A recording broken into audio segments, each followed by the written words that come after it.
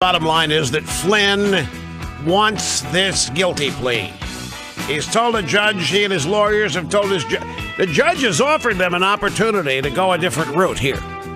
And Flynn doesn't want to go the different route. So Flynn not wanting to go the different route is going to be a very determinant factor here in the sentencing, which has yet to happen. But the judge is telling Flynn that, you know, this is a very bad thing you did here. You lied to the FBI while you're in the White House. That's a very, very bad thing. But what Flynn is saying to himself is, I did worse than that. Or they're charging me with worse. They're charging me with not registering as a foreign agent. They're charging me with a bunch of stuff. I don't want to go there. They've agreed to take all that off the table. Instead of lying to the FBI, I want to stick with this judge. Greetings, my friends. Great to have you. Rush Limbaugh back at it. Happily so here. 800-282-2882. If you want to be on the program. Flynn's admitting he knew that lying to the FBI was a crime. What this is all about, and the reason why we are even talking about this, is because James Comey has been out bragging for about a week now what he got away with. He got away with setting Flynn up, and he's made no bones about it. And so a lot of people have said, well, for crying out loud, this judge has already sanctioned previous lawyers, many of them the same on Mueller's team, for similar tactics in other trials. And so a lot of people are hoping that the judge will recognize similar prosecutorial misconduct here and throw it out. That's what people were hoping to be thrown out. Flynn doesn't want it thrown out. I don't think Flynn thinks everything against him would be thrown out. So he's adamant. Look, this is how I think Flynn's scared to death, folks.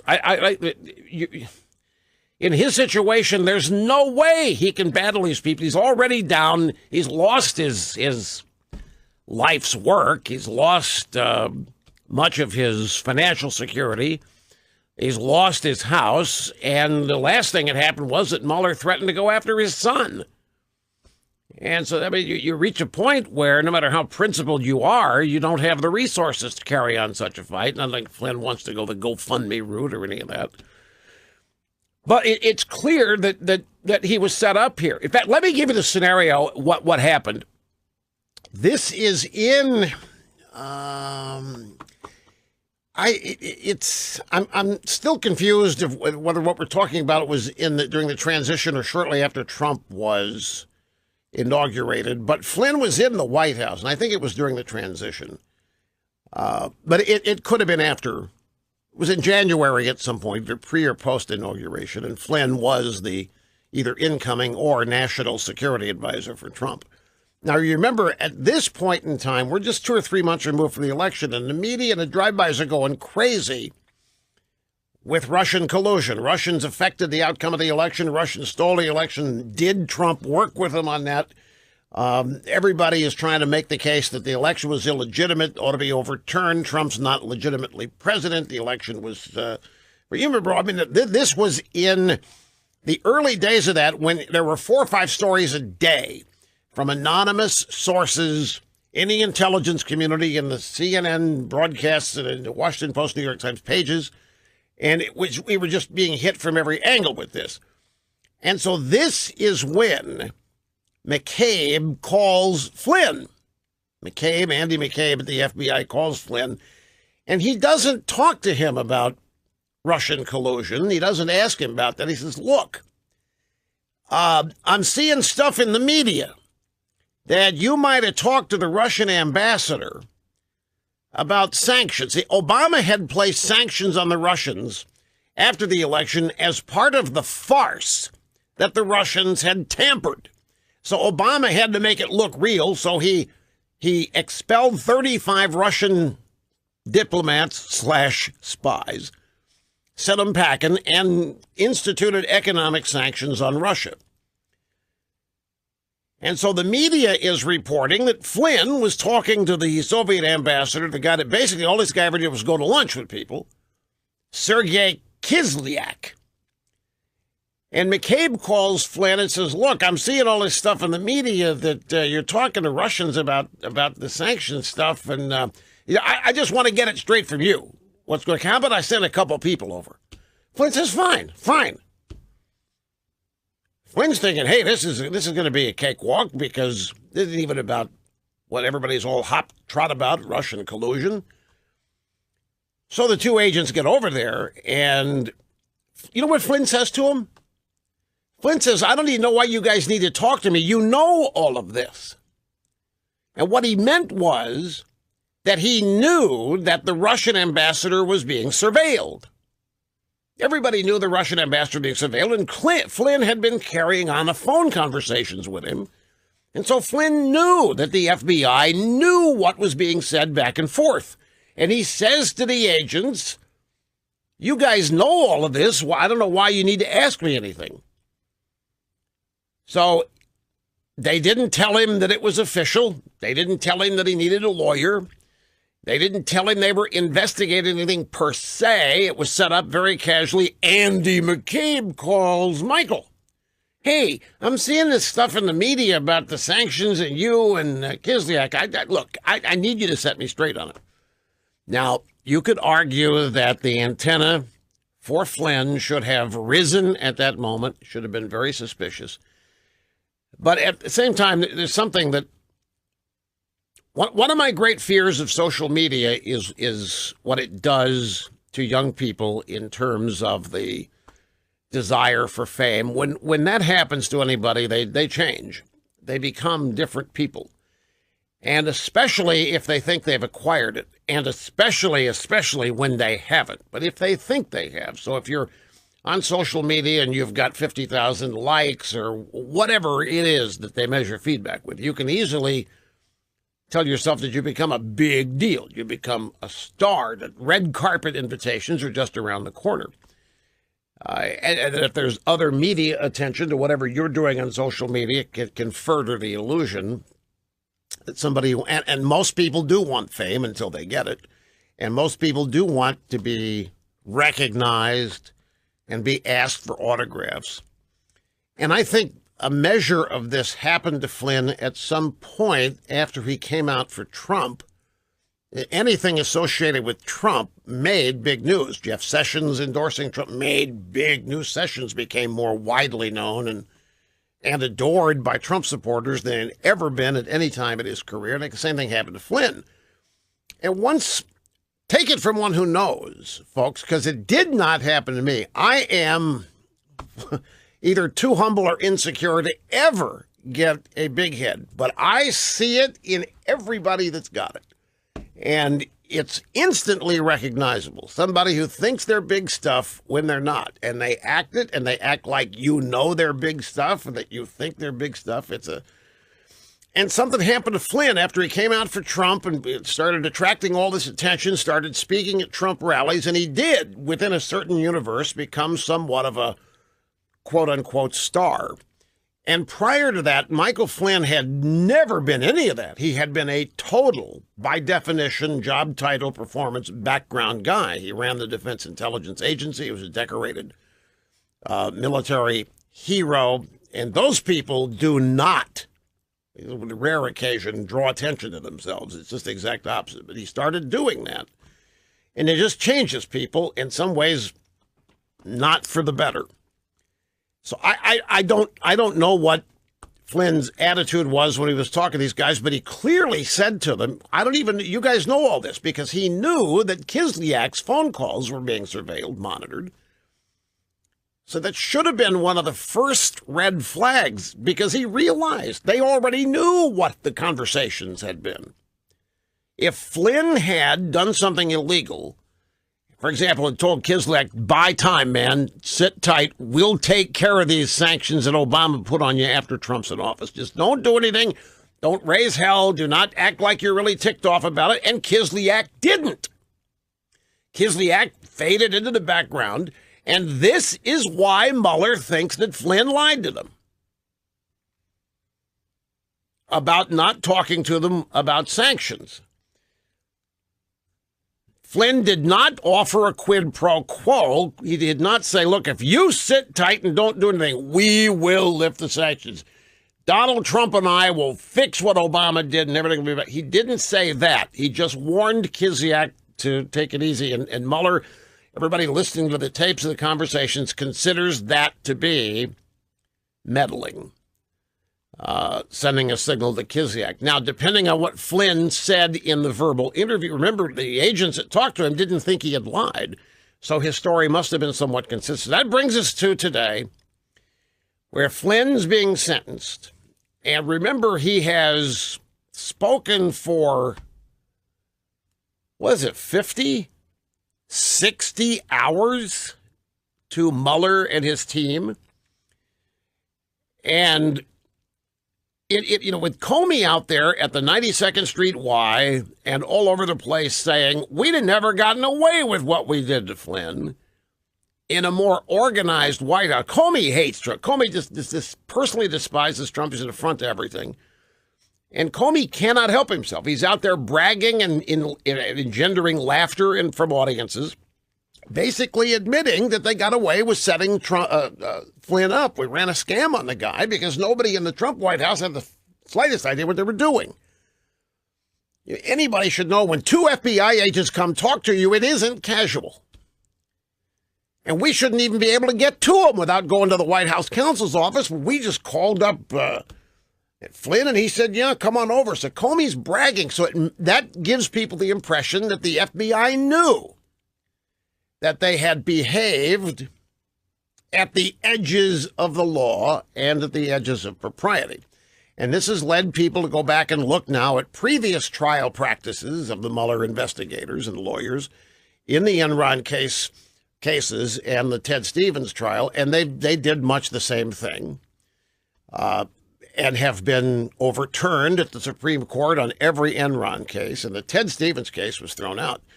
So up to today, late last week, all through the weekend, a lot of people, because the same judge sanctioned these same lawyers for Enron malpractice, my term, and the Ted Stevens case, a lot of people were hoping the judge, and Mueller, by the way, did not turn over everything the judge requested. The judge wanted every document related to this interview with Flynn. And Mueller said, screw you, and basically submitted a redacted 302. 302 is an FBI summary of an interview. So a lot of people have been waiting for fireworks to blow. A lot of people have been waiting for the judge today to basically throw the Flynn case out, tell Mueller to let him go and not bother him anymore, and sanction Mueller for their practices. And part of that has been the judge asking Flynn and his lawyers, are you sure you want to do this plea? Are you sure you want to?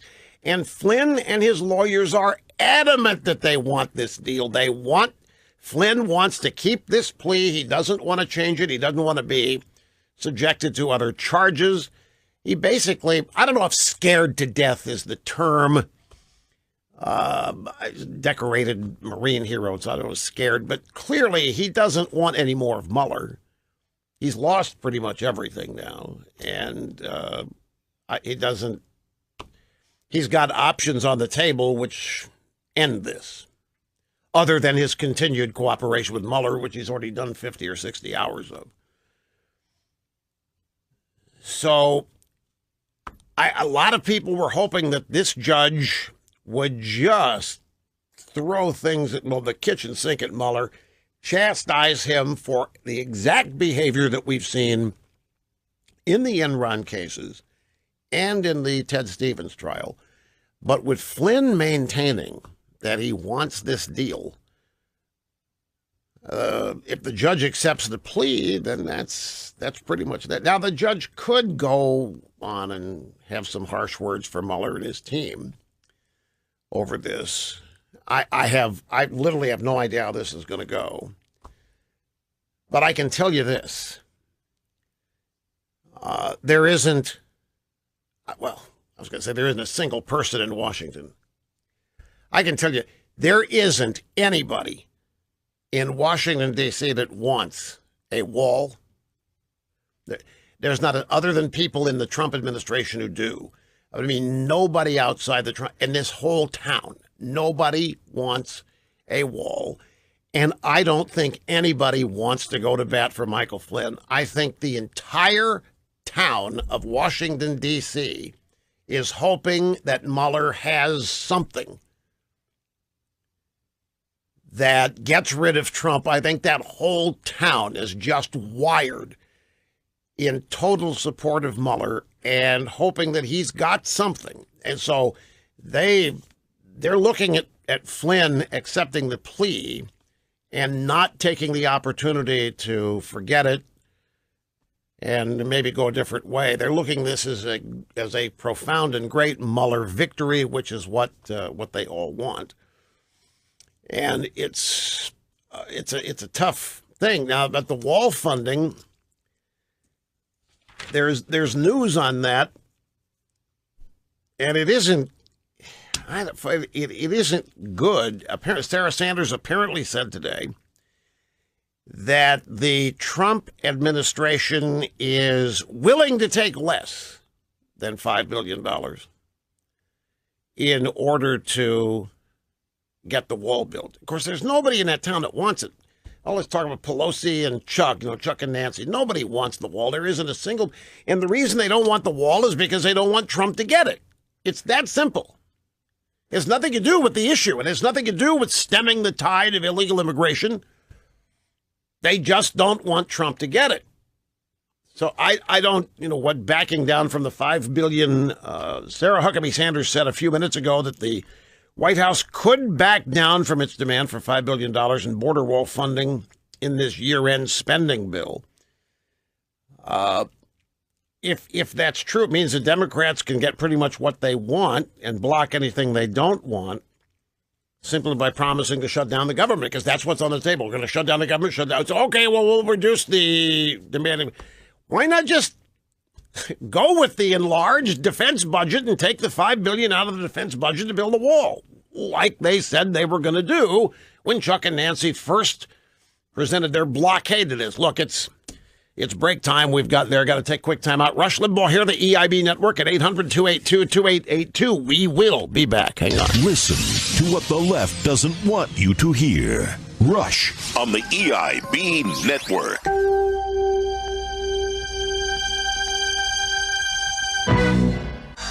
One thing that has become true in American law enforcement, the cops, the FBI, and this is the Supreme Court has said so, can lie. They can lie to you. They can deceive you. They can do anything, particularly if they're pursuing a confession. And it's been upheld in at least one Supreme Court case. I'd say let me make what has happened to Flynn here and a lot of these people. Let me make it personal. Imagine a police car following you literally all week. A police car. Wherever you go, however you get there, whatever you do, for an entire week, there's a police car following you. The red light's not on. It's just following. It's going everywhere you go. It's seeing everything that you do. It's pretty certain that at some point you're going to get a ticket for something along the way. You're going to exceed the speed limit by a mile an hour. You're going to run a questionable yellow light. You're going to maybe do something else. I mean, if somebody is surveilling you 24/7 for a week or a month, okay, now imagine that it is the FBI. Or the Department of Justice. Imagine if CIA agents, if the Senate Intelligence Committee is following you around, everything, listening to every phone call you make and get. There's not a place you can go that they can't keep track of you. This is what is happening to Donald Trump. And there isn't, and these campaign violations that they're claiming with these women, I mean, I want to dig into that at some point because that is absurd on so many levels. For most people, the funeral of a loved one is to be attended with dignity and respect. But not for these guys. Jimmy Carter, Ted Kennedy, Bill and Hillary Clinton, and the Reverend Lowry are the Funeral Crashers. Hello? Oh. Well, I'm sorry for your loss. So I guess you'd like for me to say a few words then? Okay. I'll be there. Guys, you are never gonna believe who kicked the bucket.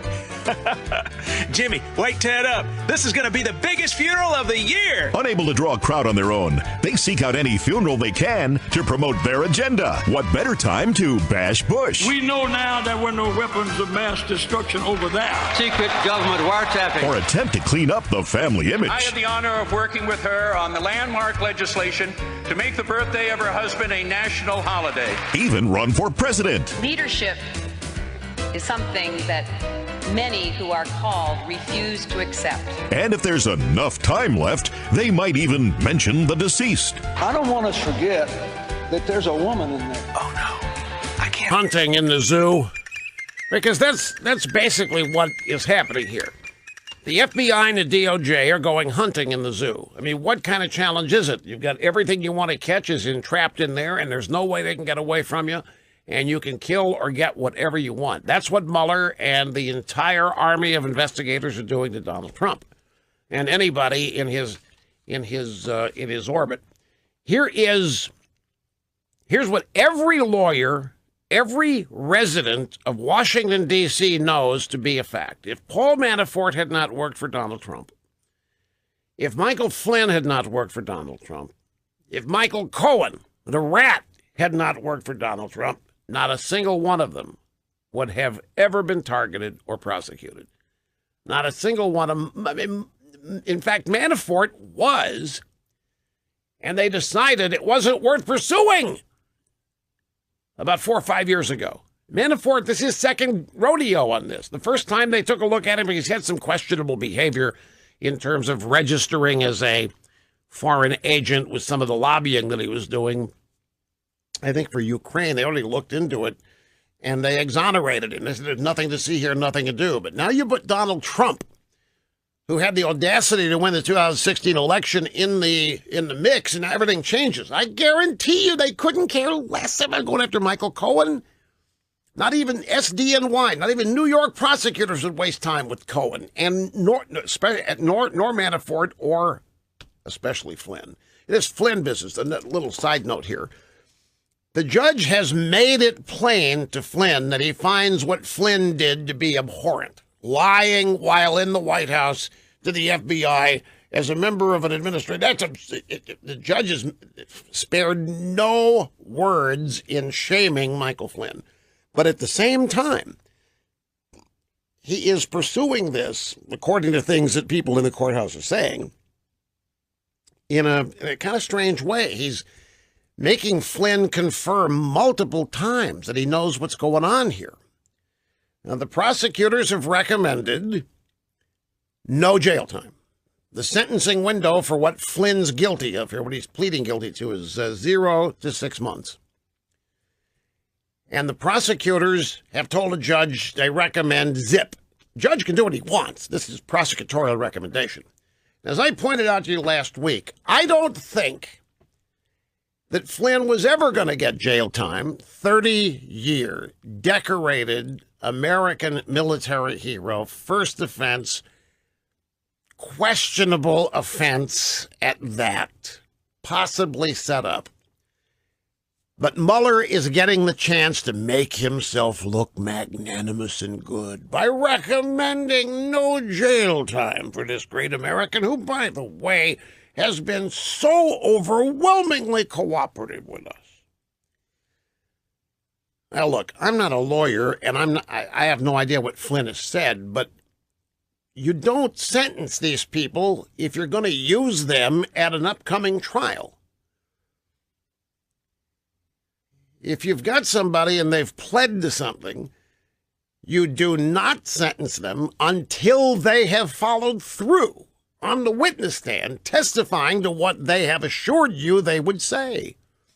Now, when this happens, when somebody gets sentenced before they have testified, it means that there's not much value there, that they probably would not have been called as a witness. So then you can look at, okay, 60 hours he talked to Mueller, what did he say? And then you have to backtrack and say, well, maybe they don't ever expect to have a trial of Trump, because what this is really about is getting Trump to quit, to resign, or get his numbers down to 30s so that he loses all support. You know, that whole drill, which I've explained to you a number of times. It could well be that they don't envision a trial of Trump. But The judge has, it's remarkable, given Flynn a whole bunch of different opportunities to walk away from this, not accept the plea, which is raising some questions. Is the judge asking Flynn this so many times because the judge then wants to throw the book at Mueller over how this all happened again? And if Flynn adamantly demands to accept the plea, then so the judge is affirming, and every time he asks Flynn about this, he is making certain that Flynn understands everything in front of him here. He's asked Flynn, I don't know how many times, you sure you want to plead to this? Do you understand here you might get jail time? Just because they suggest that you don't doesn't mean I'm bound by it. You could, and Flynn has, I do not want to change this. This is the deal I made. I want to stick to the deal. I want to plead guilty to lying to the FBI. When he didn't. The FBI doesn't even think so. Now, that should tell you, Mueller gave the charge because that's the leverage he's got. He can charge anybody with anything, as you know. And never have to prove it in court if you can intimidate the witness or the perp into bending your way. And it's not hard to do when you can break them. When you can bankrupt them, when you can threaten to destroy their family, you can pretty much get any little peon defendant to do, because everybody becomes a peon up against the mighty treasury of the United States of America and a hell-bent, politically oriented prosecutor. You know, the galling thing here is that so many people in Washington are at least as guilty, if not more guilty, than Flynn or Manafort or Cohen. Especially when you start analyzing campaign finance violations. This gets so in the weeds. So what they're saying is that the National Enquirer, by buying a story on one of these two women and then not running it, that's an in-kind campaign contribution. Well, how do you measure all of the pro-Hillary Clinton stories in the New York Times? What are they worth? Why are they not campaign contributions? Why do they not violate campaign finance law? Or how about all of the anti-Trump media on CNN alone that the Democrats didn't have to pay for? Why is that not a campaign finance violation? Because if they go down this road and if they say that a media company, which is what the National Enquirer is, although I should point out that the prosecutors in the swamp are saying, Enquirer is not a media company, it's an entertainment company. This isn't First Amendment stuff. Don't kid us, but it is. They publish a paper. It's called the National Enquirer. They publish other things. So they say, no, they're not a media company, but if they are a media company, if a media company can be accused of committing campaign finance violations by not running a story that would hurt a candidate, in this case, Trump, well, then what would happen if the New York Times was the target instead of the National Enquirer? What would happen if CNN was the target? They would be raising holy hell in the drive-by media. They would be saying, you can't come after us for this. It is our job to report the news. It's our job to decide what is news and what isn't news. And you can't say, because we didn't run a story, that it's a campaign contribution. So, yes, we can now, because we have just said the National Enquirer made a campaign contribution, in effect, to Donald Trump by burying a story that was not favorable.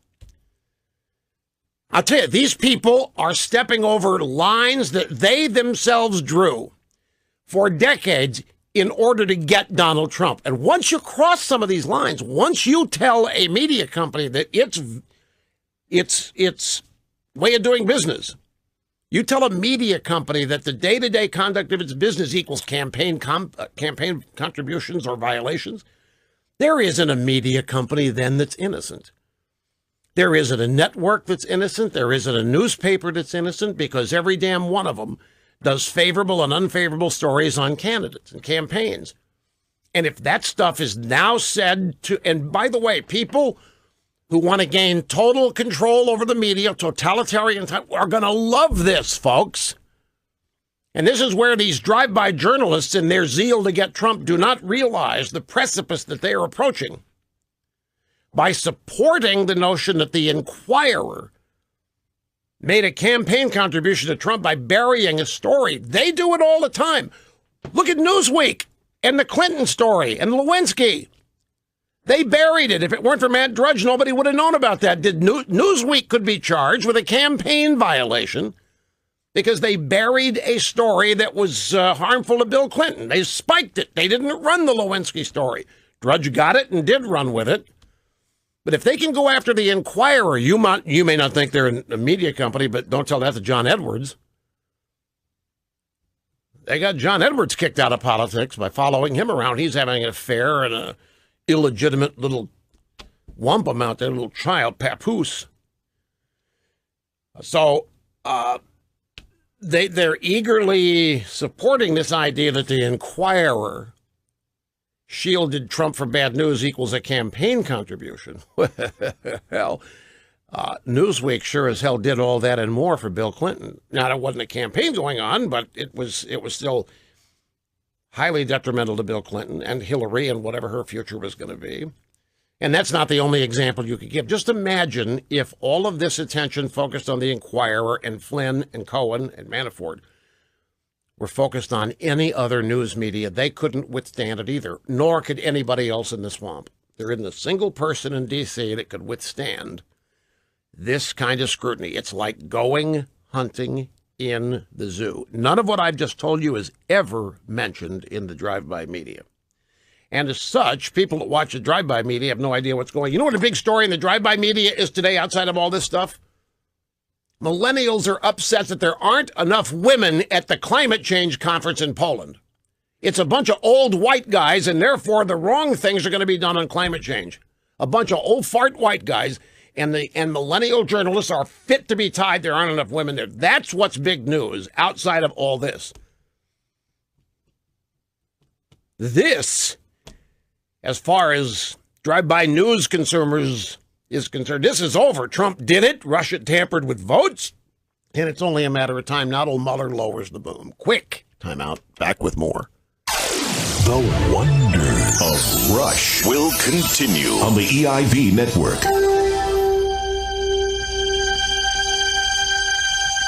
Rush Limbaugh behind the golden EIB microphone. And let's get started on the phones. Kalamazoo, Michigan. First up. Hello, Bill. Great to have you with us, sir. Good afternoon, Rush. About Trump's changes to the funding for the border wall, this is reminding me too much. You know how everybody's been musing about George H.W. Bush recently. Well, this move, if it's played out according to what you're saying, I think that Trump may have killed off his chance for a second term in the same way that George H.W. Bush ran on the platform of no new taxes, and then when he backed off of that during his term, he lost his support. Yeah, I totally get where you're coming from. Let me try something with you here, though. I have spoken on previous occasions of Trump pacing. And the most recent example, maybe not the most recent, but a very recent example is Christine Ballsy Ford. Now, granted, that's not an issue on which Trump ran for election and won. But after she came forward and said whatever it was she said, Trump's first reaction was to say he found her very compelling. And that if there's truth to what she said, that Kavanaugh's gone. I remember a lot of people say, what do you mean if you...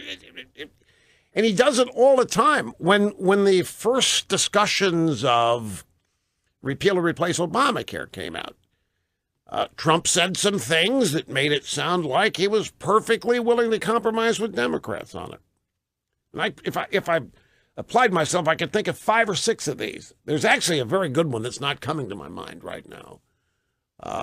And it was an issue before Christine Ballsy Ford came in. And what always happens is that after these initial statements, and remember, it was Sarah Sanders who was on Fox today, said that the White House could back down from its demand for $5 billion in border wall funding in a year-end spending bill. And look, the only reason to do this if they're serious. And the only reason to do this is the fear of government shutdown. And the ironic thing about this is that polling data is finally starting to show, even in the AP, that government shutdowns have lost their impact in terms of benefiting the Democrats. There have been so many of them. There have been so many threats and nothing happens. It's like for 20 years, the Democrats told senior citizens, if you vote for Republicans, you're going to lose your Social Security. They're going to kick you out of your houses.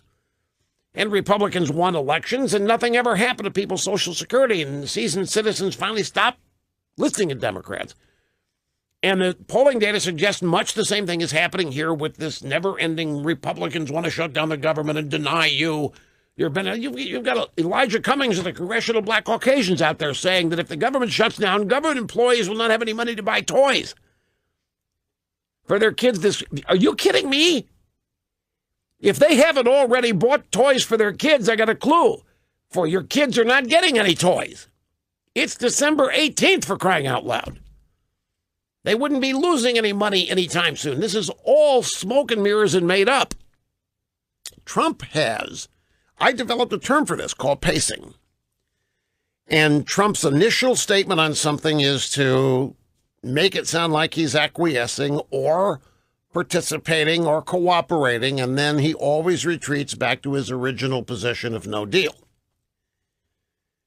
Now, I was at the White House yesterday. That's why I wasn't here.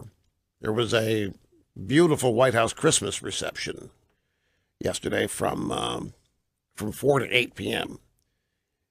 And I was there, and I got there earlier by request. And this is not what I heard yesterday. That's all I can tell you. It's not what I heard, or last night. When I saw Sarah Huckabee Sanders on TV today, I saw her saying this. I heard the exact opposite last night. Now, I don't mean to be getting anybody in trouble here, but remember the original option on the table from Trump was that if Chuck and Nancy wouldn't cooperate, we'll just expand the defense budget by $37 billion and take $5 billion of that, and build a wall with it. Even if the defense budget doesn't expand by 37, just take $5 billion. There's $5 billion in defense budget somewhere. Take that. That was what Trump was going to do to get the wall built, under the premise that the president can take whatever action necessary he deems necessary for national security.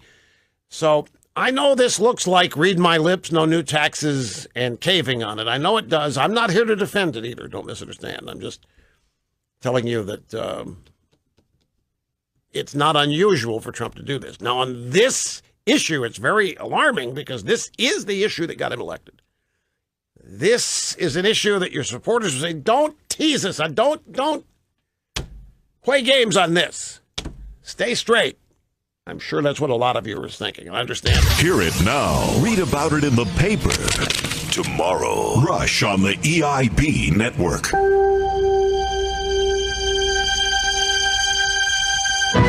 That everything was going to be okay with the sanctions and the expelled diplomats. The Russians would already know that, right?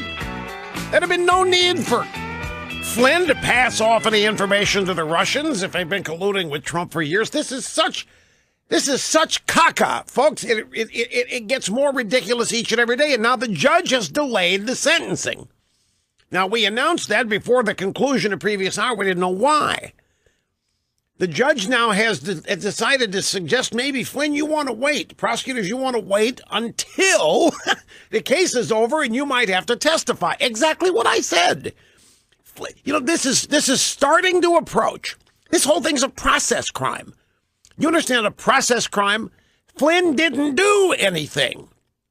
So they get him on this nefarious idea that he lied to them in an impromptu interview that he didn't even know was an interview. The only reason, look, I don't know Michael Flynn from a pile of coal, and I admit that I'm speculating here. But I know enough to think the reason Flynn wants this deal and wants this over is because he's been ruined.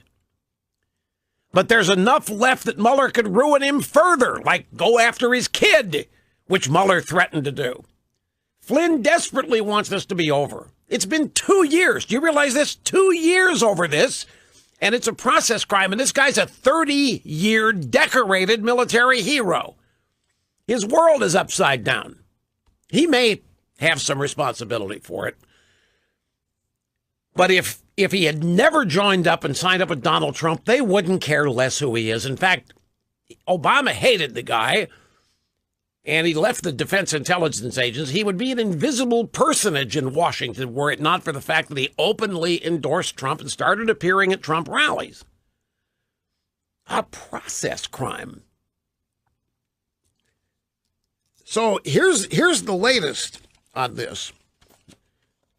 From Bloomberg News, Michael Flynn, who was a campaign advisor to President Trump and briefly his national security advisor, is in Washington federal court for sentencing. Flynn's sentencing was postponed after Judge Emmett Sullivan told him to consider pushing it off until after he's completed assisting prosecutors. A status hearing scheduled for March. Flynn goes to court today thinking it's going to end and it's all going to be over and he's going to have a good Christmas. And now it's been delayed until March. And I'll tell you this, too. There have been some drive-bys out there in the last hour have been publishing pieces to us, aimed at us, going, nye, nye, nye, nye, nye, nye, nye. You thought that the judge was going to throw the book at Mueller, and it hasn't happened. Nye, nye, nye, nye, nye, nye. And now the judge doesn't want to sentence Flynn yet. And the reason the judge doesn't want to sentence Flynn is exactly what I said. You don't sentence these guys until they have testified, because you can't guarantee that they'll show up and testify after they're serving their sentence. You always make them pay the piper to get the good sentence or to get the good deal, and paying the piper is testifying. What if Flynn's got nothing to testify to? They were monitoring the phone calls he made with Kislyak. They know that he didn't engage in illegal behavior or conduct because they were surveilling Kislyak. And thus, they didn't charge Flynn with that. They had to make up this idea that he lied to the FBI. And again, the two agents that interviewed him don't think that he did. And you're saying, well, why did he plead to it? Because they've ruined him, folks. Put yourself in his shoes. You always have to try to do that. When you're not in the arena, pretend to put yourself there and imagine yourself in this situation, and everything you've done has been wiped out. And everything you've got has been wiped out. And to pay lawyers to defend you against an enemy that cannot be beaten and will never go away, you want it to end. So you plead guilty to process crime because of all the things that they could pursue you for, it's the least problematic. It's a process crime. Not that that's unserious.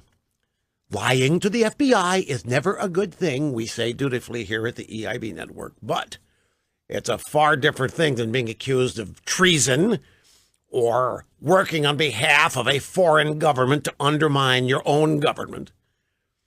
And those are the kind of things that Flynn faced, because Mueller and his team can go after anybody for anything they want.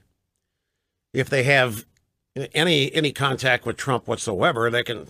That's the power prosecutors have. And remember, prosecutors can lie to you, they can deceive you, they can trick you into confessing. And a lot of people confess to end it.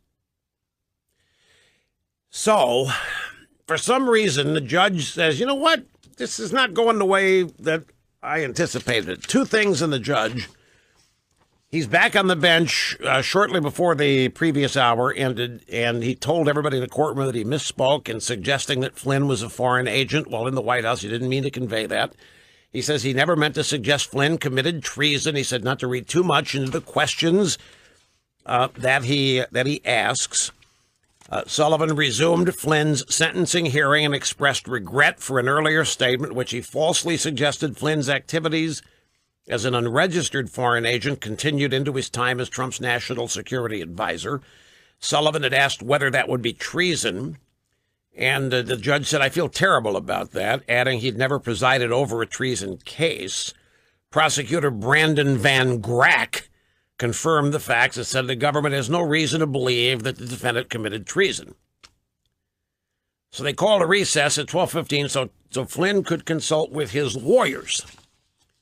because the judge didn't want to accept the plea. They thought this was going to be over today. The judge kept asking, are you sure that you want to accept this plea? And the judge said, you sold your country out.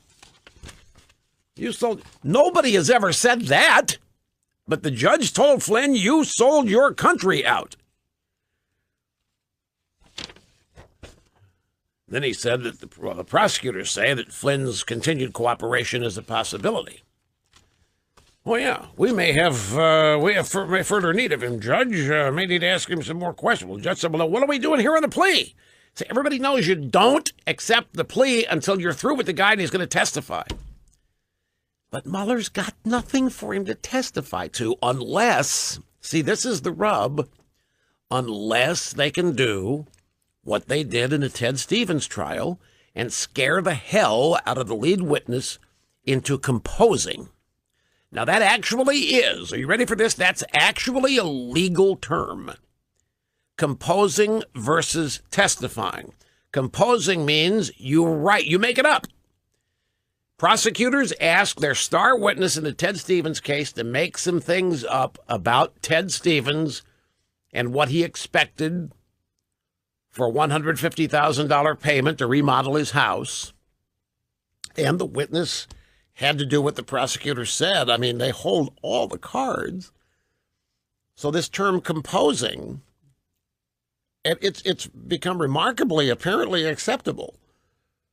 Now, old line lawyers like Professor Dershowitz are not happy with it, but it's right along the lines of prosecutors can lie and deceive and trick suspects into confessing. And they do it all the time. Especially get two perps side by side and both perps did whatever the deed is. So you go to one of them and say, yeah, the other one's in there singing like a bird. And it just, you would not believe what this guy's telling us about you. I mean, you better act fast before this guy finishes. The first guy to chat makes the deal, gets the deal. That's how they do it. So you get these two perps. They both think they're both loyal to each other. Then these guys come in and say, yeah, your buddy is in there. He's telling us things we never even suspected. And they panic and they unload. And then later find out that their buddies were not saying a word. And that's all been proclaimed legal by the United States Supreme Court. So that's where we are on this. The judge has delayed Flynn. I feel so for this guy. I can't tell you. To think today, finally after 2 years, this is going to be over. He's going to get his life back. The judge asks him multiple times, are you sure? Do you understand what you are doing here? Yes, the prosecutors are recommending 0 jail time, but that's all that is. It's not a recommendation. It's not a demand. I make that call. And I don't think you committed treason. Jeez. And the reason I say this is kind of bogus. You remember the Russian troll farms that Mueller indicted? One of them was named Concord Management. And they're over somewhere in Mother Russia. And they were charged with trolling the internet and planting pro-Trump posts and anti-Hillary posts. And Mueller makes a big deal about indicting him. Rosenstein goes out there, announces the indictment. And by the way, it was that press conference, that indictment, where Rosenstein said, nothing in this indictment suggests that American citizens were involved. Nothing in this indictment suggests that votes were tampered with, and nothing in this indictment says that the results of any election were changed. Meaning, the Russians didn't do anything. They got on the internet, they trolled. By the way, there's another story about that I need to clear up today. This happened in millennial journalism over the weekend, a bogus report on the success the Russians had promoting pro-Trump messages on social media, and the whole thing is bogus, and I need to unpack that today before the program ends. But anyway, Mueller's got nothing on these Russian trolls. He indicts them in Russia. He doesn't even serve them because he knows they're never going to be extradited. to the United States. Mueller knows that the charges that he has made against them are never going to be tested because the Russians are never going to show up in court. So he doesn't even bother to serve them. Notice that they have been indicted. Well, the Concord Management Group hired an American law firm. Remember this is great. And the American law firm showed up in court and pleaded not guilty and demanded a trial. And you know what Mueller did? Mueller went to the judge and said, they can't do that, Judge. We can't do that. They're still doing it. They're still doing it. Well, Gotti was still doing it when you indicted him. Didn't stop you from indicting. Didn't stop you from indicting anybody. What do you mean they're still doing it? Well, Judge, we're not prepared to make the case right now. But you charge these people, and they've shown up here, and they've got an American law firm, and they're demanding a trial. They didn't do it, and they want to get their innocence adjudicated. Mueller never intended it to happen. I don't think he ever intended Flynn to testify because there's nothing to testify to. Flynn didn't do anything.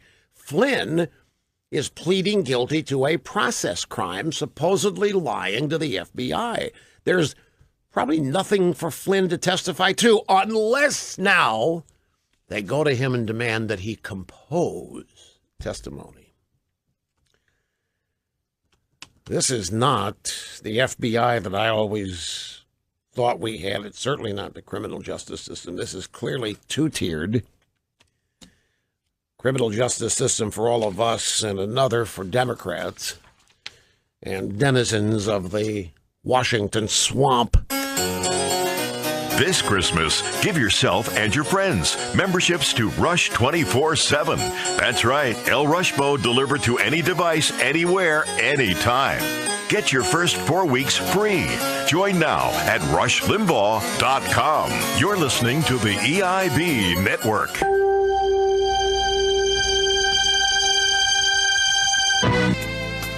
Okay, back to the phones we go. This is Troy in Queen Creek, Arizona. Hi, Troy. Thank you for calling, sir. Hey, Rush. Thanks for taking my call. Yeah, so I'm a married millennial dad, 2 young boys, a beautiful wife in a border state here, Rush. And I'm telling you, the reason why I voted and so many people that I know voted for President Trump is for border security and illegal immigration. And I know that was a staple of his campaign, and I think it's the staple of his presidency. And I say shut it down, shut the government down, roll with the punches, and just show us, that's the reason why we all voted you in. I think it's paramount to his reelection. And you think his presidency is on the line now because are you afraid he's caving?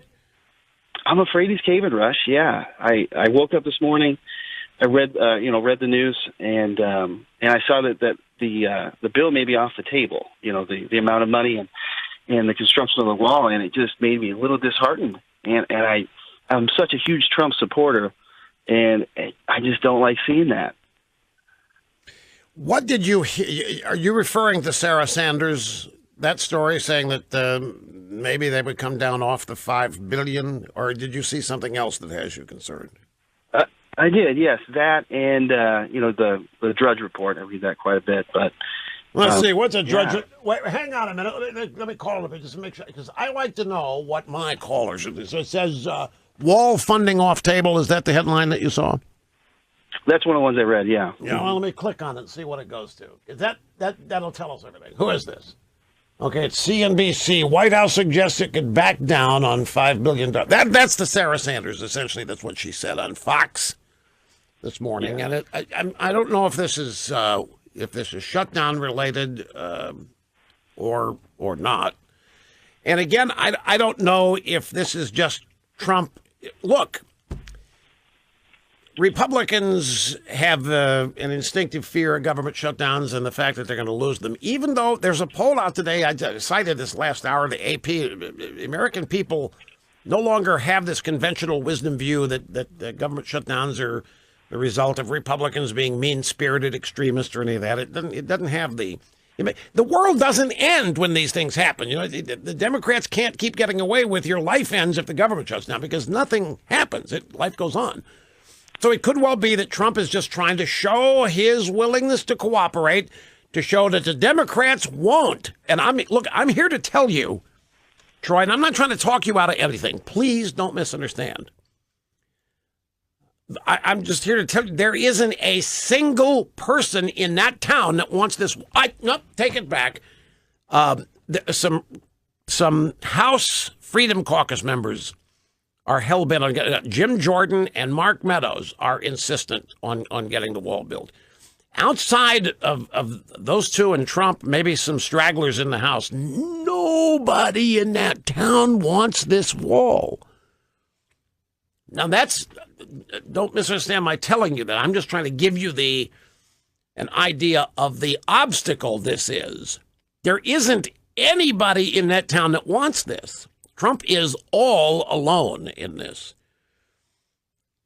And I don't know whether he is simply making this statement since Sarah Sanders out there to send a signal that the White House is willing to cooperate with the Democrats so that ultimately the Democrats are shown to be the immovable objects. It's not the first time if that's what's happening.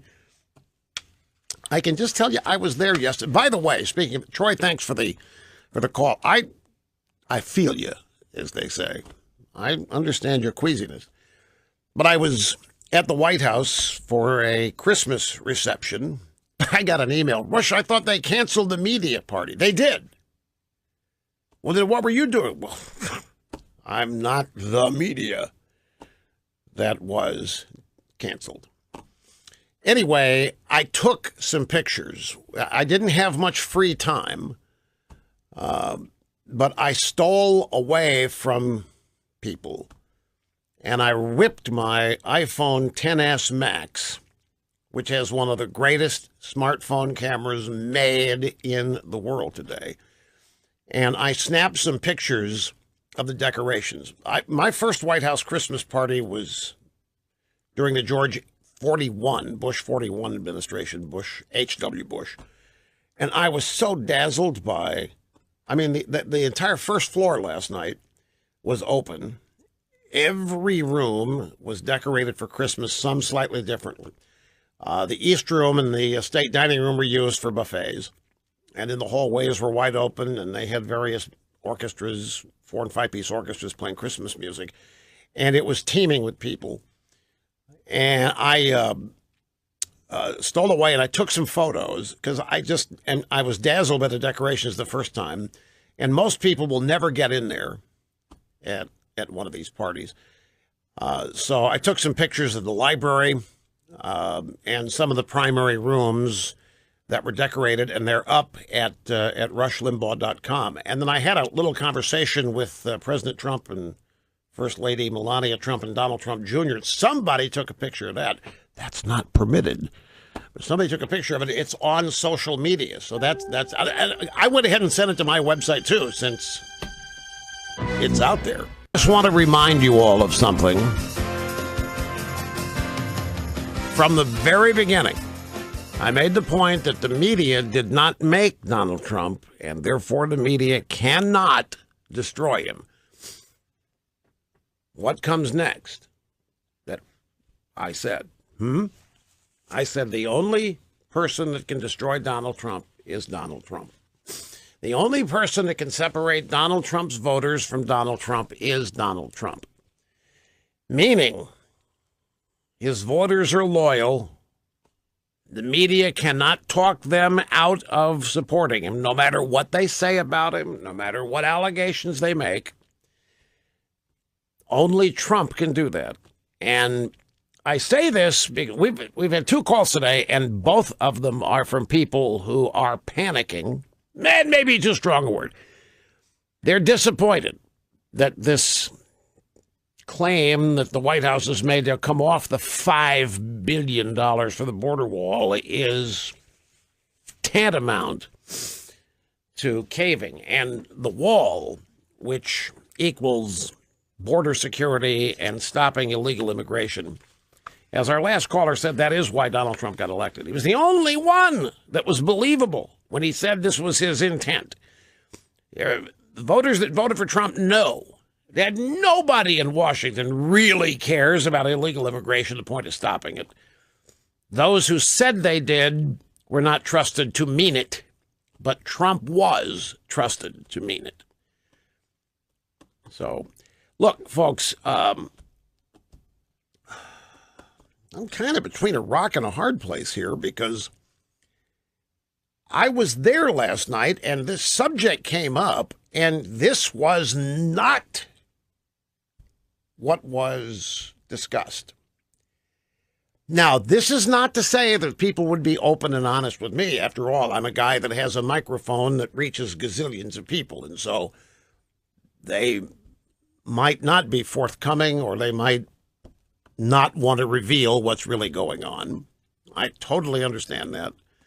I'm not lost in this belief that nobody would ever try to use me or mislead me to do something. But there was literally no indication of this. As I say, there's no reason to suggest that I would have been given an indication either. But what I did hear was the exact opposite of this. I can't say any more, and I can't attach names to it because obviously it's a fluid situation. I don't want to put anybody on the spot here. Just telling you, when I saw Sarah Huckabee, and I saw her last night, I didn't talk about anything with her, just pleasantries. But when I saw her on Fox today make the statement, a little bitty warning tick or two started happening to me. But we'll see. Time goes on, and we'll find out in due course. This is Henderson, Nevada next, near Las Vegas. Brian, great to have you on the program, sir. Hi. Rush, honor to speak to you again. And like your two previous callers, I was a bit down in the dumps this morning with the news also. But you helped allay my fears with your pacing comments about how our president responds, the way he paces his comments back. And so I wanted to take this at a different angle. I remember back in 2005, 2006, when the McCain-Kennedy immigration bill was trying to be stuffed down our throats, and it looked like the skids were greased. It was going to happen. And then a funny thing happened. The heartland of America rose up and began ringing the phone lines off the hooks in Washington, D.C. for about a week or 10 days. And suddenly that thing went from the front burner to the back room, and eventually it was defeated. And what you had to say about our president is so true. He's got to feel isolated at times. Like, he's the only one out there, putting on the armor and going to battle every day. And so what I would like to see, Rush, is for the American people, the deplorables, the Tea Party folks, the Freedom people, caucus people, everybody rise up and support our president and hit those phone lines again. Let Washington, D.C. know how we really feel about this issue. Well, I remember that, and you are exactly right. 2005, 2006, they thought they had it in the bag.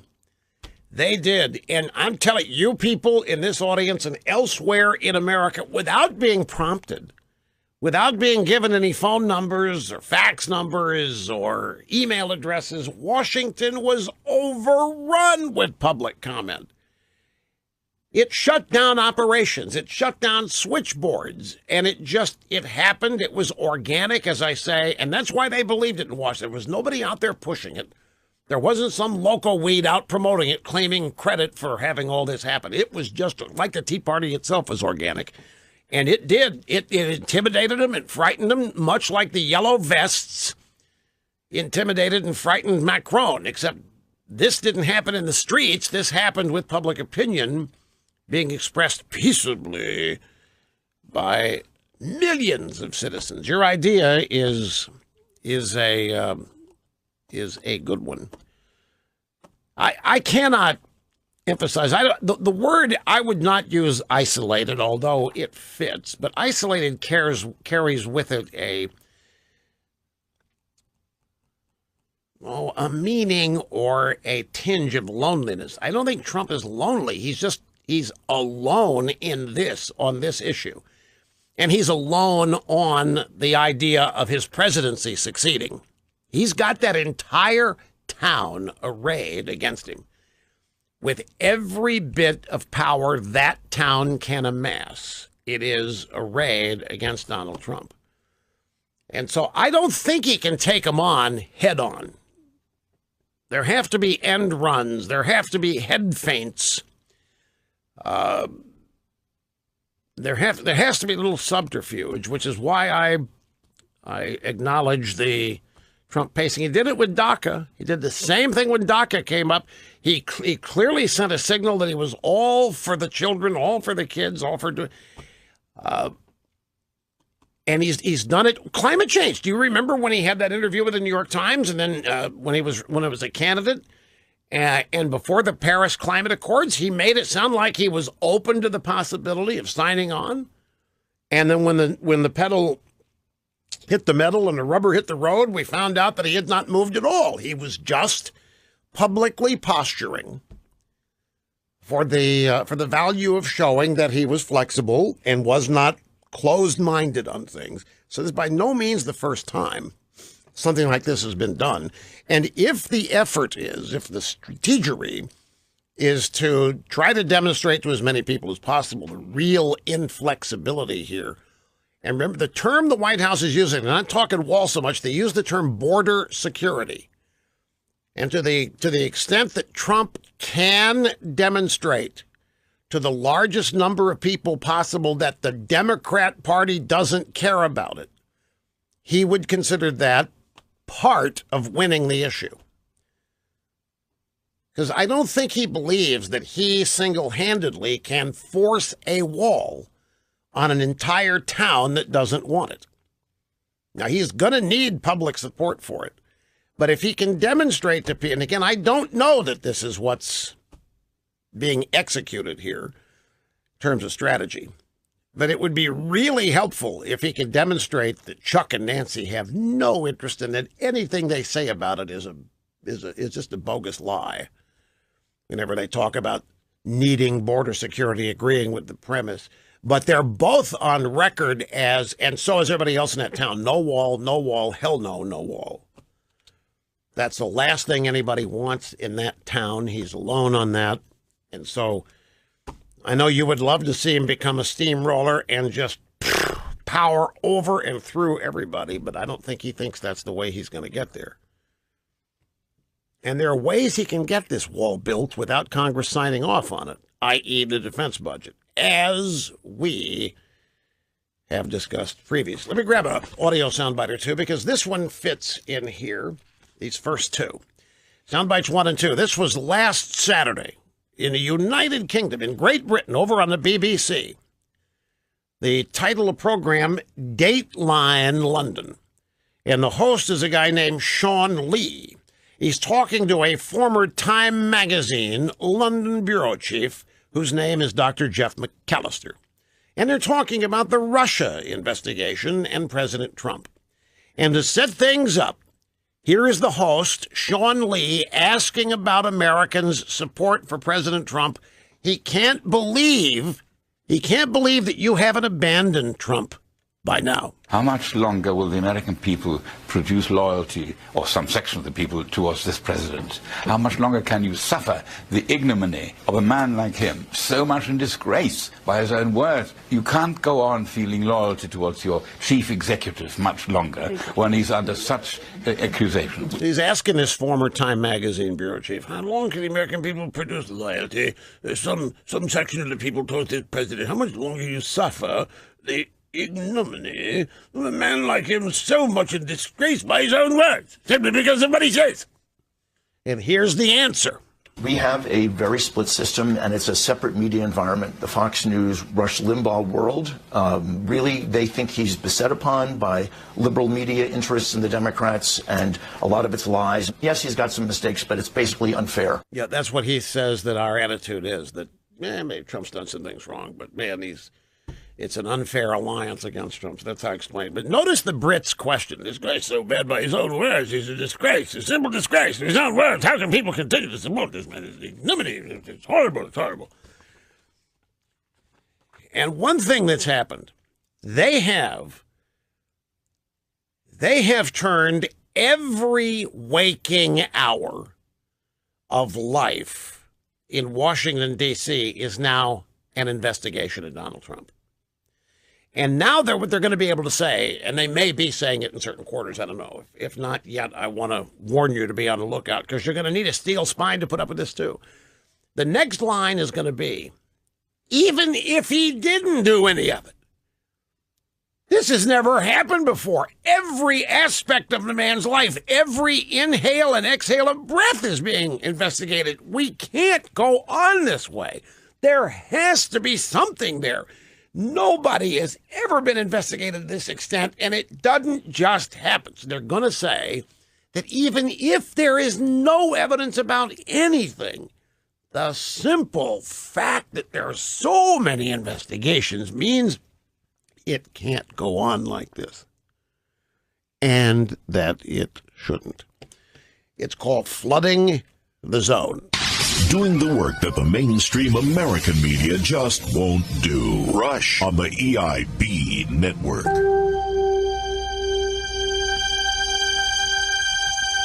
We have some audio now from people who are in the courtroom, and some things are starting to come into a little bit more focus. I want to point something out.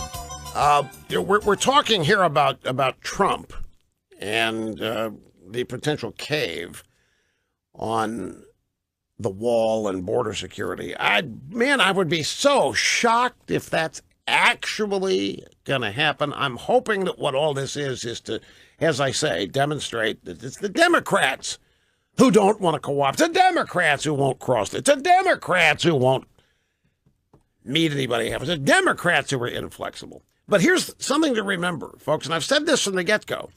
The issue of border security was there before the 2016 campaign started. Trump tapped into it. He didn't create it, meaning the issue survives Trump.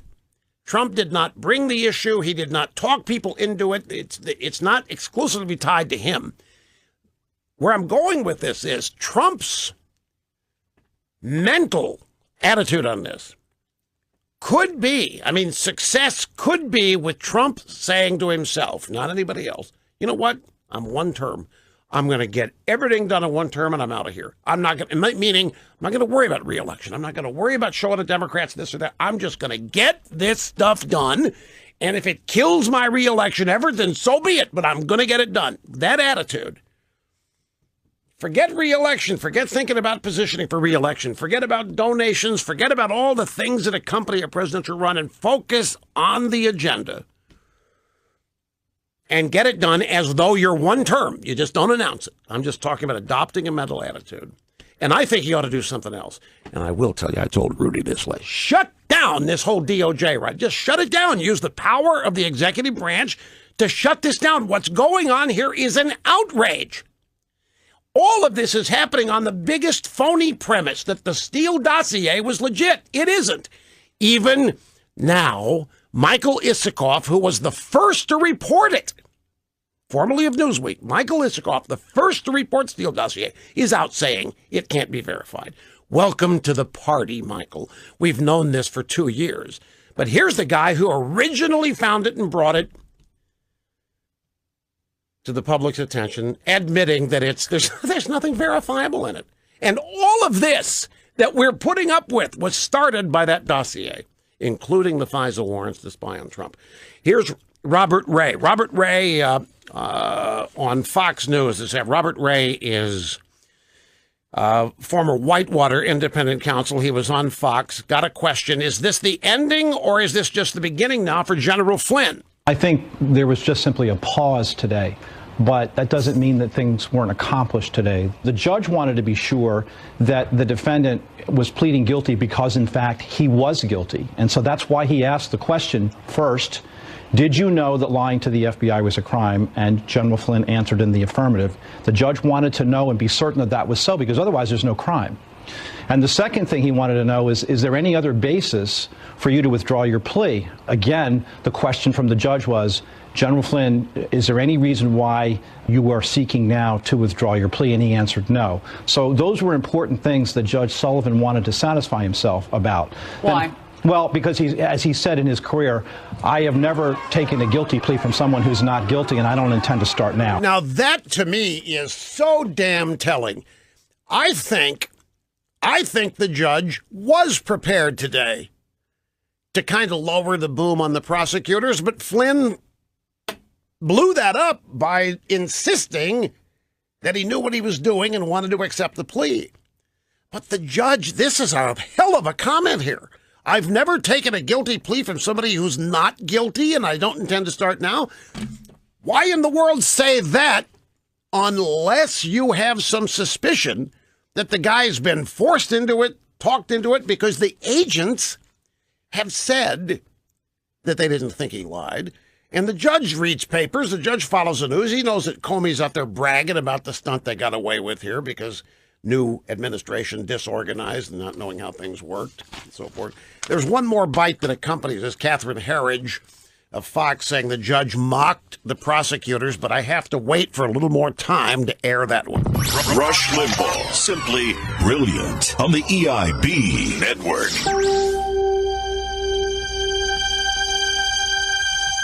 Limbaugh behind the golden EIB microphone at 800-282-2882. And I'll tell you, I'm dragging a little here, folks. I had a busy day yesterday. I got wheels up for Washington at 12:30, which is why I couldn't do the program yesterday. I had to be up there by 3:30, and drove into the West Wing at about, what time was it, 3:30? Yeah. Christmas bash started at 4. I spent some time with Vice President Pence in his office, and then said hello to a lot of people in the communications shop in the West Wing. I met Mercedes Schlapp, the wife of Matt Schlapp. They were in CPAC. She's now working communications director at the White House. And Sarah Huckabee Sanders and Sean Spicer was even in there. I said, I thought you resigned. Yeah, but I can't take myself away. So there was on to the reception, Christmas party. Again, pictures. I tried to take some pictures of the decorations, and I should have told you there are people in these photos, but that's not there's no hidden things to see there. The purpose of taking the pictures was the decorations. They do it so well. The first time I saw it, I was dazzled and blown away. It just, I mean, when you have the staff and the time and the money, you obviously can do it right. And every square inch of that place is decked out just perfectly, flawlessly for Christmas. And they opened the entire first floor of the White House, all of the rooms, the hallways, and it was teeming with people. So I would sneak away from people, and I took some pictures, and I didn't get nearly all of it, folks. It was not possible. I would have had to have been rude to people and say, look, I really don't want to talk to you. I need to take some pictures for people. I couldn't do that. So I had to sneak away and run into corners of rooms to take the pictures. And even then, in the middle of, hey, would you, can I pose for, everybody was nice, but I got as many pictures as I could, and we've posted them at rushlimbaugh.com. I really wish everybody could see these, so that's why I did it. Then from there, I went to Boston, a family situation in Boston I want to spend some time with. I ended up rolling in last night about 3:30. And so I'm starting to feel it now, but you wouldn't know it if I hadn't told you. And I told you not because I am eliciting sympathy. I don't know why I told you. I just did. But that was the day yesterday. Now here's the Catherine Herridge soundbite, and this was just moments ago, probably 10, 15 minutes ago on the Fox News Channel. This is her take on what happened in the courtroom today, the Flynn sentencing. Here again, the summation. Flynn wanted this to end today and thought it was going to. He wanted to plead guilty to a process crime, not any other crime. He didn't want to, this was the deal. He told them what they wanted to hear, supposedly, and he gets a recommendation of no jail time and for a plea of guilty to lying to the FBI. But the rub is that he probably didn't. And the judge said today that the reason he's uncomfortable with this is because he's never taken a guilty plea from somebody who's not guilty, and he doesn't intend to start now. So the judge didn't accept the plea and delayed the hearing until March. Poor Flynn thought it was going to end, thought it was going to be over today, except for his ongoing assistance of Mueller. But his days of jeopardy were going to end today. Cannot tell you how big a deal that is. You've been under the lights for 2 years. They've ruined you financially. They've taken away your house. You have to sell it to pay your lawyers. They've threatened to go after and ruin your son. So you want to bring it to a screeching halt. All you have to do is say you lied to the FBI when the FBI doesn't think you did. And the judge gave gave Flynn every opportunity. You sure you know what you're doing here? Did you know this? Do you know that? Did they tell you they were lying to the FBI? Did they tell you that's a crime? Gave every opportunity. And Flynn would not say anything that would irritate or anger Mueller, is what happened. I think Mueller owns him. I think Mueller owns anybody he wants to own in this thing because of the power that he holds to ruin people and his willingness to use it. I mean, you support Donald Trump and you will be made to pay the price. You do not turn on Donald Trump and you will be made to pay the price. You do not help us nail Donald Trump and get him out of this town, and you will pay the price. That is what the Mueller investigation is. And Flynn wanted out. And pleading guilty was all he had to do. And he kept insisting to the judge that he wanted to. The judge ultimately says, nope, I need you to think about this some more. So clearly the judge is not convinced he's done something here that would even require a plea. That's my take. Now, the drive-bys, you need to be warned. The drive-bys are saying the exact opposite of what I just told you. The drive-bys are saying here that what happened here in court today proves that Mueller is innocent. Mueller didn't use any trickery, chicanery. Mueller didn't do anything illegal. Mueller is clean and pure as the wind-driven snow, and this proves it does nothing of the kind. Here's Catherine Herridge's take on it. I want to note, put the special counsel under scrutiny and possibly even on notice. He asked the special counsel whether talking to the Russian ambassador in December of 2016 was a crime. And the special counsel representative responded, it could be a violation of the Logan Act. And then the judge, sort of in a very unusual way and flip way, said, isn't that the act no one has ever been charged with? Which was sending a signal as to what was at the heart of this case. So a lot of drama, a lot of opportunity for Michael Flynn to withdraw his guilty plea, to challenge the conditions of his FBI interview in January of 2017, which the judge said he found troubling personally. But Flynn has declined to do so. There you have it. The judge found it troubling. I'll tell you why. They tricked him. And Comey's out bragging about it. That they tricked him. Comey's out there telling anybody who would listen, in a more organized, competent administration, we wouldn't have gotten away with this. What'd they get away with? They sent a couple of agents into the West Wing, called Flynn. Hey, Flynn, Andy McCabe here. I'm troubled here by what this stuff I'm hearing in the media about you and the Russian ambassador. I sent a couple of people over to chat with him. Oh, sure. Have them come on over. And Flynn even said to these agents, I don't know why you need to talk to me. I'm sure you know all this, meaning that Flynn knew that his conversations with Kislyak were surveilled. They knew what Flynn had said. So I don't know why you need to talk to me. Should have been a red flag to Flynn at that point, but I think his ego was such that, hey, it's the FBI. We're on the same team here. They want to come chat with me, get their story straight. I'm more than eager to help. They had no idea. He had no idea they were gunning for him. That's what the judge's point is here. And then that's what's troubling to the judge. And the Logan Act, the judge is absolutely, nobody has ever been charged with it because it is not considered to be something anybody can ever be convicted of. The thing is 100 and some odd years old. The Logan Act is so old that it's never been used. And for this prosecutor, for Mueller's prosecutor, well, Judge, you might have violated the Logan Act. The judge, oh, you mean that thing nobody's ever been charged with before?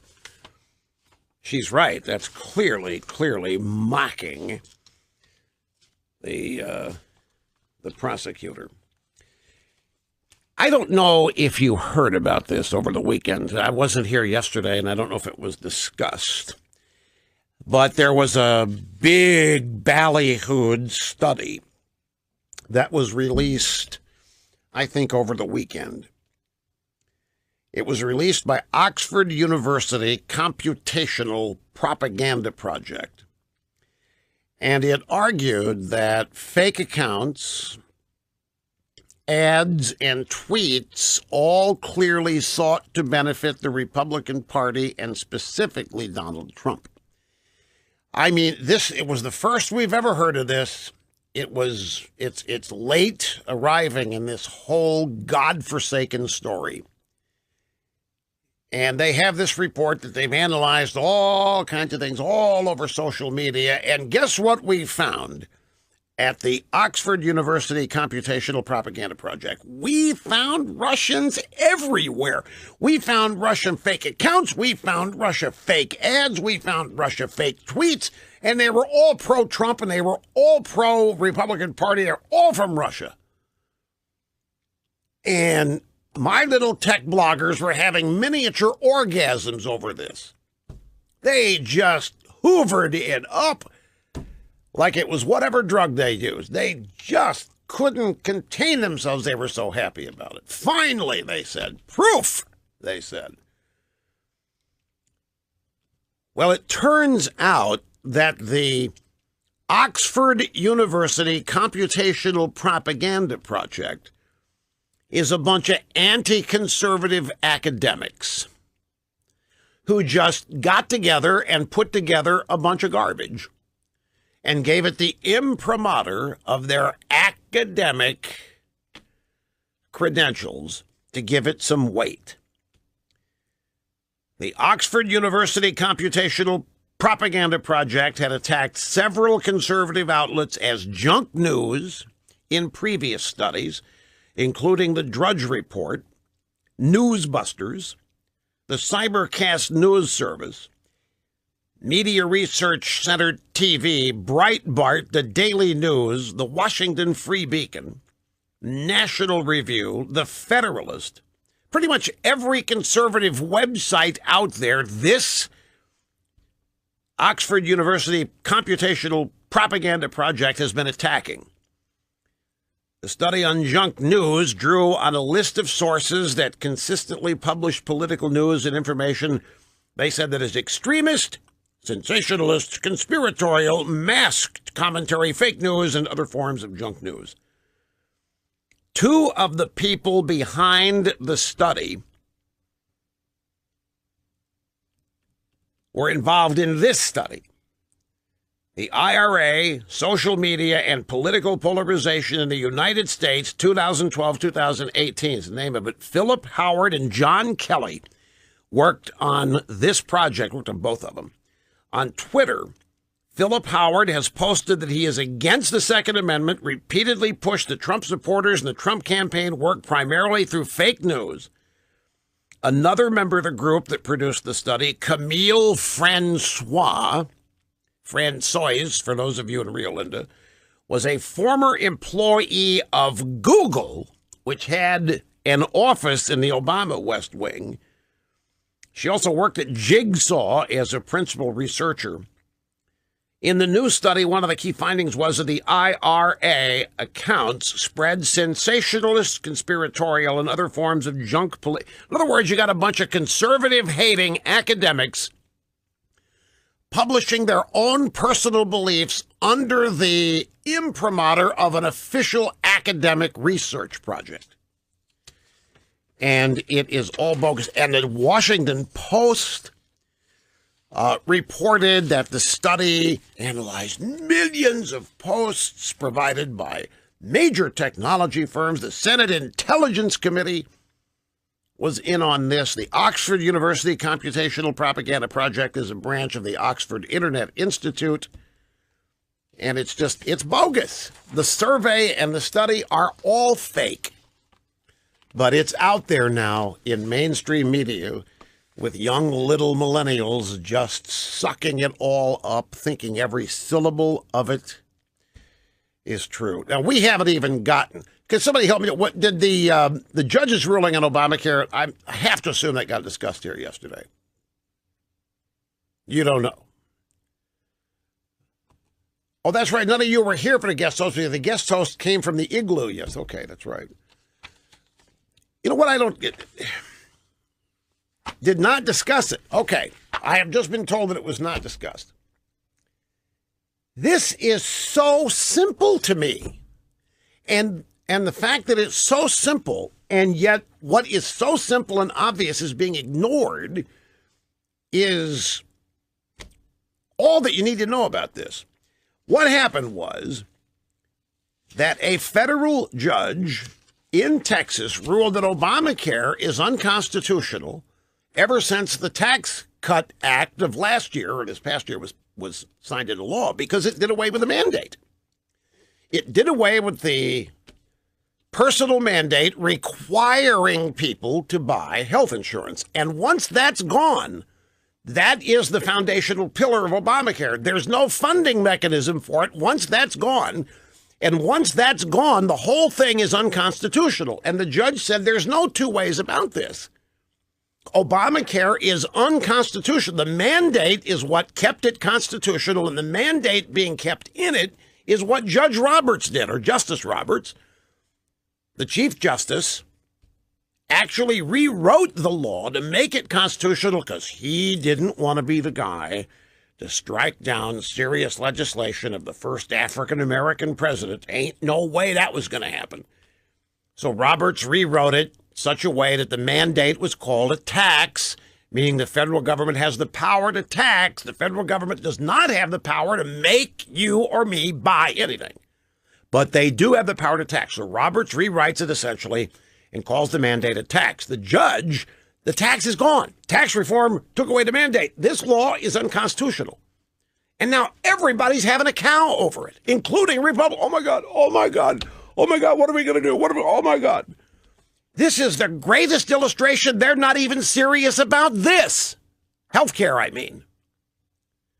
I'll explain what I mean when we get back. Gotta take a break. Give subscriptions to the Limbaugh Letter. Put happy in happy holidays. Treat yourself or someone who needs more happiness to America's #1 political newsletter. Available in print and digital editions at rushlimbaugh.com. You're listening to the EIB Network.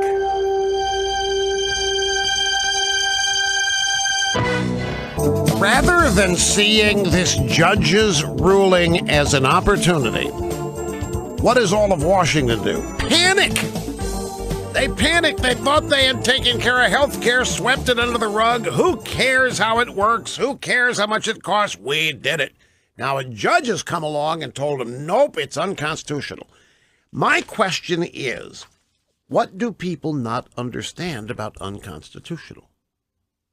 If it's unconstitutional, and if this is going to be tested all the way back up Supreme Court, and Justice Roberts is going to have his chance at it again, and we kind of can predict what's going to happen, but my point still survives. If it's unconstitutional, it's unconstitutional. And that ought to mean what it means, and it ought to mean, okay, it's gone, we've got to redo it and do it right, and let's do it right for a change. But nope. There's panic. Oh, my God. Oh, my God. Oh, gee, what are we going to do now? Oh, who's going to get blamed for it? Oh, my God. Democrats and Republicans both don't want to touch this. It's too hot a potato. The Democrats are happy for the chaos. They're happy for the Republicans not wanting to be aggressive and go out and grab this thing and fix this finally, rather than leave it as something attached to Obama. And the fact that it's unconstitutional ought to be all anybody needs to hear. When it comes to everything else, unconstitutional is final. But with this, no, we have to find a way to make it work. Oh, no, we have to find a way to really not change it and make it constitutional. It's kind of, what do people not understand about illegal immigration? What is so hard to understand about illegal immigration and wanting to uphold the rule of law? How does that become racism, bigotry, anti-people of color? How does it become any of that? It comes all of that because of silly politics. Illegal immigration is all anybody ought to know and hear about it. But yet, all of California, much of Arizona, screw that. We're going to have sanctuary cities. We're going to enshrine the unconstitutionality, and we're going to enshrine the illegality of it. And there ought to be a serious political price paid for people who willingly spit on the Constitution and the law like this. Sarah Sanders has clarified her comments on the wall and money. We'll have that when we get back. Now, here's Sarah Sanders this afternoon. I guess this was at the daily press briefing. There was an unidentified drive-by interrogator who said $1.6 billion in border wall funding or continuing resolution to take this matter up after the Christmas break. Well, what are you going to do? The Senate's thrown out a lot of ideas. We're disappointed in the fact that they've yet to actually vote on something and pass something. So when they do that, we'll make a determination on whether or not we're going to sign that. In the meantime, we're looking at every avenue available to us possible. The president's asked every one of his cabinet secretaries to look for funding that can be used to protect our borders and give the president the ability to fulfill his constitutional obligation to protect the American people by having a secure border. So we're looking at the other options. The president's asked every agency to look and see if they have money that can be used for that purpose. Okay, now this makes sense with... Look, I don't mean to be speaking in code here. It's just that the conversations I had yesterday were off record, and I was not there as a journalist. I was an invited guest, but I'm just telling you that this business of caving on the wall never came up. It was the exact opposite. And I'm telling you right, when she says here that we're looking for funding that can be used to protect our borders, the president is looking at other options. He's asked every agency to look and see if they have money that can be used for that purpose. It dovetails exactly with what I heard, meaning we don't care if Chuck and Nancy are forthcoming with any money in this budget deal. We don't care if the Democrats join us. We don't care if the Republicans don't. We're looking for money to build this wall elsewhere in the budget, with the president being able to earmark it under the terms that he is protecting national security. The idea of, now, I know she said that we're willing to come off the $5 billion figure. That sent some shockwaves through the troops. And I think she was sort of clarifying it here, because I'm telling you, this is consistent with what. Look, folks, it was I don't know what this is. Too. Last Friday, that it was publicly posited that Trump could get money from the defense budget to do this by requesting an additional $37 billion and taking $5 billion of that to build a wall, and making them say he can't do it. And whatever he does, they're going to sue. They're going to take it to court. They're going to stop whatever it is. But I can't see him caving on this. I just can't see this as being a read my lips, no new taxes, and then read my lips, I'm raising taxes moment. I just can't see this. It doesn't make sense with anything that was discussed last night. That's why I was shocked when Sarah Sanders said, but she did say what she says. You have to listen to it.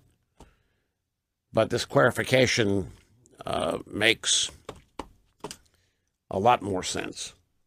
Things that I don't mean to tease you with this. I'm being honest. I can't divulge things that were said to me. They were not said to me to be repeated. I don't even know if they were looking. Yeah, they were giving me a heads up, but it was It's their business. They'll announce it, what they're going to do when they want to. But I think I can tell you with certainty that it's not time to panic here over this. And if I'm wrong, we'll know soon enough. You're likely to remember, as we get closer to Christmas, you're going to remember one or more people that you've forgotten, or that maybe you didn't forget, you just didn't include them when you start thinking about remembering people at Christmas, either with a present or a card or some such thing. And we all have people like this, people that we realize at the last, oh gosh, you know what?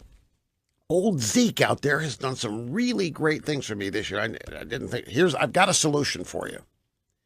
1-800-Flowers. It is not by any stretch too late to send something special, even if the person that you remember or recall is in another city far away.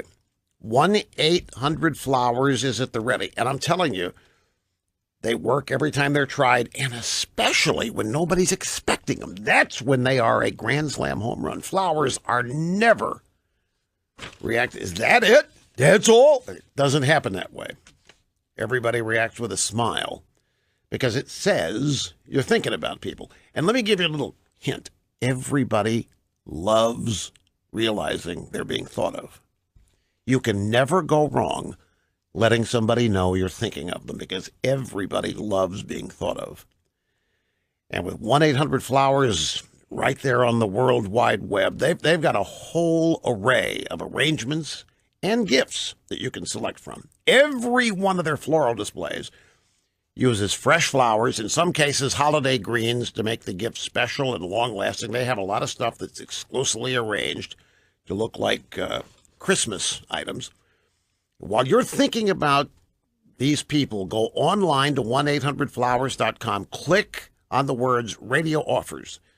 That's where the radio icon is, the microphone, and you type in my name. And at that point, you'll be presented with an entire display of options ready to be delivered to the front door of whoever it is that you have magically remembered here in the final days leading up to the holiday. Whoever you want, even if it's people that you've already got something for and you want to add to it, 1-800-Flowers.com. Use my name and get the best offers and the best pricing this week. Okay, Midland, Texas. David, you're next on the phones on the EIB network. Hello, sir. Hey, thanks, Rush. Thanks for the call. Merry Christmas. You're a true national treasure. Well, thank you, sir. I appreciate that. Hey, Rush, it seems like every move that Trump is going to make concerning illegal immigration is going to end up in the courts, ultimately the Supreme Court. And my question to you is very simple, and I could walk through my line of thinking on it with you, but my question to you is Chief Justice John Roberts the next Anthony Kennedy?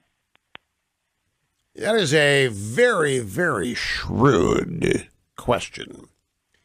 I love it. I think very possibly.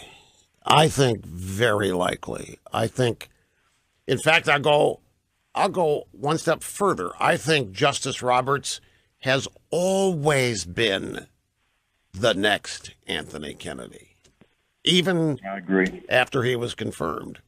And now you also have to keep an eye on Kavanaugh. Kavanaugh and the Planned Parenthood ruling, that wasn't supposed to happen. It was unexpected. And it was, some people say, man, this must have really got to him. He had to show this Me Too crowd. And then Susan Collins was out there doing high fives. See, I was right. I told you that he's a pro-choice guy. You didn't believe me, she said. I told you that Kavanaugh is. So some people getting queasy about that, too. But I think you're right about Justice Roberts. I think now with Justice Kennedy having retired, he will see an opening there to be that precious. When the swing vote gets the love. Yes, yes. And, Rush, conservative judges, they just don't seem to even want to cause social upheaval, and the liberal judges live for it. So that's another thought along those lines. Yeah, I can understand why you think that, but conservatism isn't social upheaval. Now, you're thinking social upheaval is needed because of the upheaval that we've had to deal with now in these culture wars, and it's going to take upheaval to get rid of some of the garbage that we have had ladled into our society. But conservative judges just they rule on the law, original intent of the law, and that's supposed to speak for itself. Exactly. Upheaval is not what they see their task being. But that's exactly, you're right, that's exactly the term that a leftist or a socialist would say that they're into. Upheaval, chaos, war, battle, whatever you want to have it.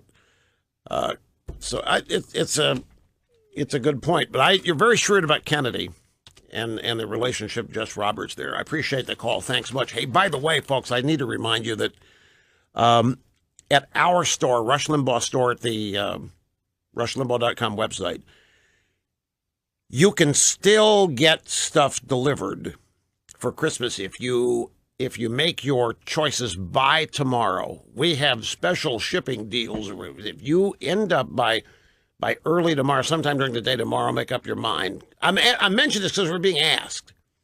Hey, Rush, when do I have to make sure it's delivered, by the way? Tomorrow is the tomorrow's Wednesday, and if you get it ordered tomorrow, it's going to be delivered in time for Christmas. And I tell you, the emails are coming from people who want to know about. They've heard callers here raving about the T-shirts that have fabric unlike anything they have ever experienced, and they want to know. They're hearing about word of mouth, third party, and they want to know how long they've got to order. So Wednesday is for anything in the store. And by the way, folks, I was looking at some product the other day.